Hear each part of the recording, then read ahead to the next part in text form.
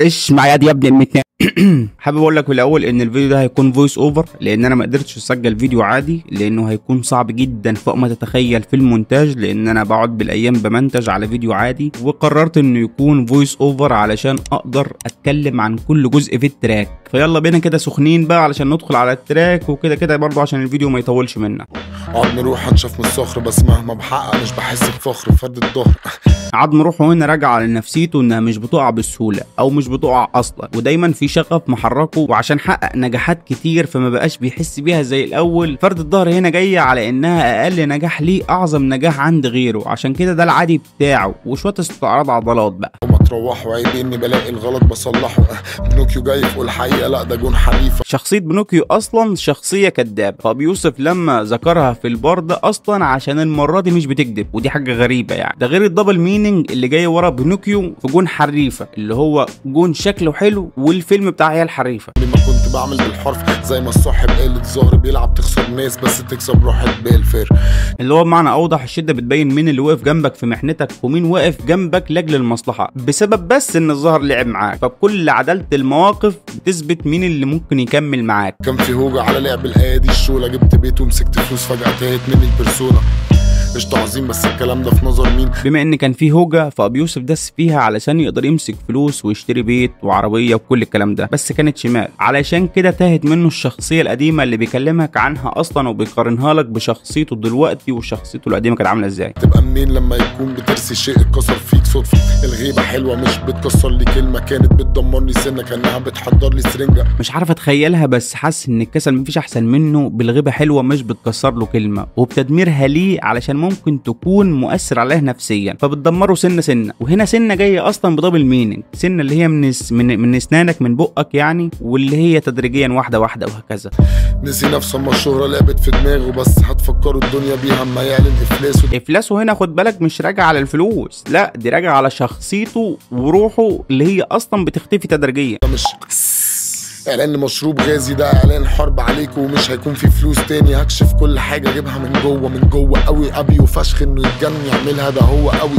بما انه بيكلمك عن حالته المزاجيه فيقصد انه مش هيهمه اعلانات ولا فلوس ولا اي حاجه، لو هبت معاه كل اللي هيبقى همه انه يعلن الحرب عليهم. بس يا سيدي مسكت هي في نرجسيتي وسابت ايدي، عارف اني ساكن فيكي ساكت مش مناسب ليكي. بص البارات دي ما تتحللش يعني، بصراحه البارات ما تتحللش على قد ما انت لازم تستمتع بيها وتستمتع انك سامعها. شوف بقى هي عامله ازاي. ده اللي عاجبك فيا عندك هي مش بتطلب ثانيه، بحب اشوف ده بس برضه لازم اشوف برامج تانية. هتلاقينا بيقول لك ان التجديد مطلوب مهما كانت اللي بتعمله بيكسب، بس برضه لازم تجدد، علشان كده هو لازم يشوف برامج تانية. بستمد من ذاكرتي الغل والكره والغيره، زي ما ان اكتئابي مستغل اني في غربه الجيره. حاسه مجرد تشبيه، انه بيقول لك لما بيحصل له حاجه وحشه بيدور جواها على اي مخرج او استفاده. يعني مثلا هتلاقيه في البار الاول بيقول لك بستمد فدي استفاده، والبار التاني بيقول لك مستغل فده مخرج. عشان ابطل اشرح لازم اكتر افرح، لازم اقطر اكتر لازم اسطر اضمن، ابطل اضرب ابطل اصلا اطرح. بص بس ركز معايا، بعيد عن انهم شويه بارات للاستمتاع فقط، لكن تعالى نتحنك عليهم شويه. فمثلا اول بار بيقول لك عشان ابطل اشرح لازم اكتر افرح، وتقريبا هنا بيقول لك انه لما بيتكلم بيشرح كتير علشان يوصف لك الحاله نفسها، وعشان الحاله سوداويه في التراك فبيحتاج يتكلم كتير، وبما ان هو مش عايز يشرح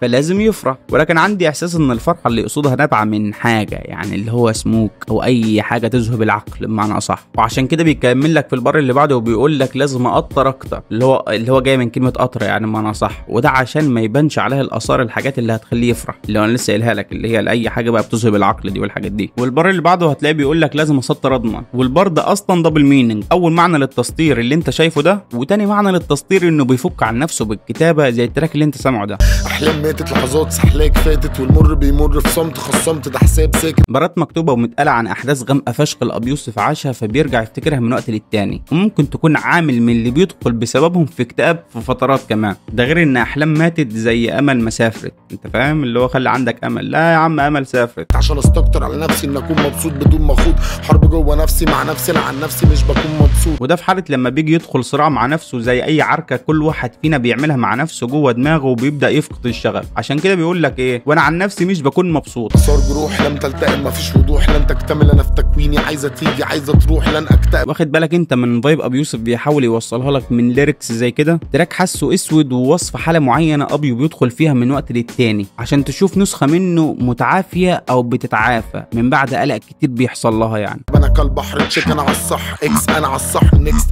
اترنح انا وضحت قعدت تكست. برانا كالبحر تشيك هتلاقي بيوصف حالته انها متقلبه زي البحر، متقلبه زي البحر يعني. والبارات اللي بعدها تحسها نوته وكاتب الحاجات اللي هو عايز يعملها، فلما بيعملها بيحط قدامها علامه صح، اللي مش بيعملها بيحط علامه قدامها علامه اكس.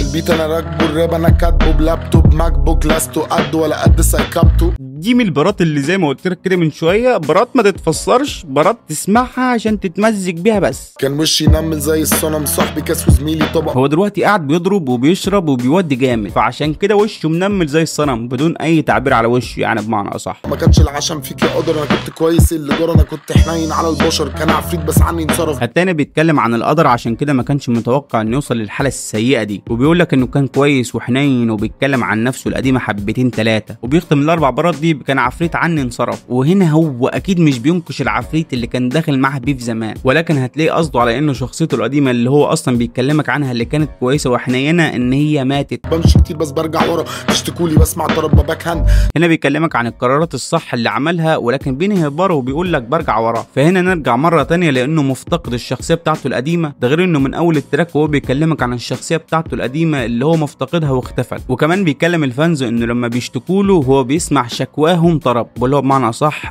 سياحك طرب وهكذا. لطش بظهري ايدي اعتبره مضرب بنج، اخبط اي حد في راب لو كنت مكانه نضرب بنج. حته كده استعراضيه من ابي يقصد بيها ان اي حد عايز يصيد لازم يعدي من عليه اذا كان بمساعده منه او ببيف ضده. علشان كده بيقول لك انا لو كنت مكانه هضرب بنج، علشان مشبه ايده بمضرب البنج. واكيد مش محتاج اقول لك ان ده دبل مينينج. مع سايد اوردر بشوي كتفك برايم شولدر، هتكلمني في غير فلوس لا هتلاقي الموبايل مغلق. تخيل كده معايا ان في شوايه راب، معلش يعني تخيل كده ان في حاجه اسمها شوايه راب، واللي بيشغل الشوايه دي مش مجرد حطب ولا غاز، لا بالعكس اللي بيشغل الشوايه دي البارات. فهنا ابيو بيقول لك بشوي كتفك برايم شولدر، والرايم الحاجه اللي هيشوي بيها، ده غير الدبل مينينج عشان مسحوق الغسيل اللي اسمه تقيل على لساني ده اللي هو تقريبا هيدن شولدرز او هيدن شولدر، ما والله اسمه تقيل على لساني بس انت اكيد يعني وصل لك الاسم. ده غير انه بيعمل فلوس بس في الفتره الحاليه وما عندوش وقت يضيعه في اي حاجه تانية مش مفيده ماديا بالنسبه له. انا لا بلبس كاب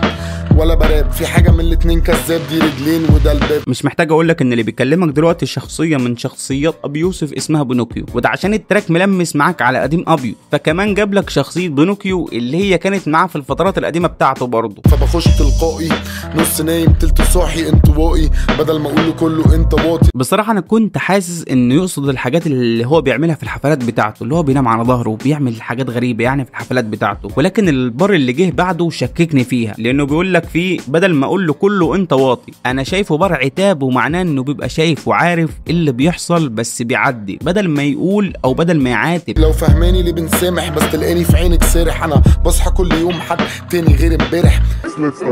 خلاص هي بيوصف لك هنا حالته المزاجيه انها متقلبه، وتقريبا هي مش عنده هو بس، يعني هي عند معظمنا ان احنا متقلبين المزاج، ولكن اكيد طبعا ردود افعالنا مختلفه يعني بتختلف من شخص للاخر. دعوة للسعادة، ايه المشكلة؟